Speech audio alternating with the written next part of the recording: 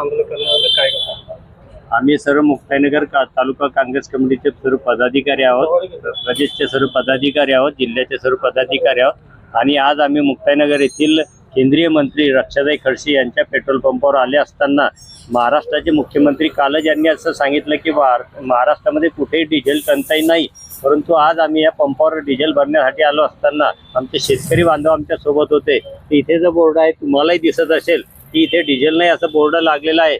केंद्रीय मंत्र्यांचा हे पेट्रोल पंप असल्यानंतर आणि महाराष्ट्रामध्ये भारतीय जनता पार्टीचं सरकार असल्यानंतर अशा खोट्या प्रकारचा प्रचार आणि काँग्रेसला बदनाम करण्याचं काम राज्याचे मुख्यमंत्री करत आहे. आम्ही त्यांना सांगू इच्छितो तुम्ही ग्राउंड लेवलला या आणि सध्या परिस्थिती काय, शेतकऱ्यांचे काय हाल होत आहेत, शेतकऱ्यांच्या मशागतीचे कामं खोडंबलेली आहेत. त्यांना रात्रभर दिवसभर 2-2 किलोमीटर 1-1 किलोमीटरच्या रांगा लावून उन्हातानामध्ये उपाशी तापाशी बसून शेतकऱ्यांचे मुलं शेतकरी इथे बसतात आणि त्यांना डिझेल मिळत नाही, मशागतीचे कामं होत नाही आहेत. त्याच्यामुळे शेतकरी हवालदिल झालेला आहे. यासाठी मुख्यमंत्र्यांनी बोलताना थोडासा विचार करून बोलावं आणि सध्या परिस्थिती घ्यावी, सर्व ग्रामीण भागातील परिस्थिती घ्यावी आणि नंतर त्यांनी बोलावं असं मला वाटते. काय सांगाल, इथे काय आंदोलन करण्यात आलं? आज भारतीय राष्ट्रीय काँग्रेस तालुका कमिटीच्या वतीने आपल्या मुक्ताईनगर शहरामध्ये काँग्रेसच्या वतीने आंदोलन करण्यात आलं.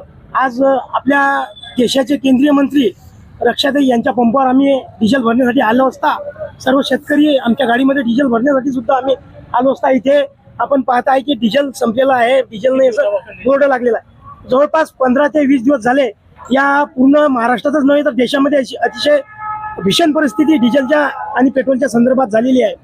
या ठिकाणी आंदोलन काय केलं?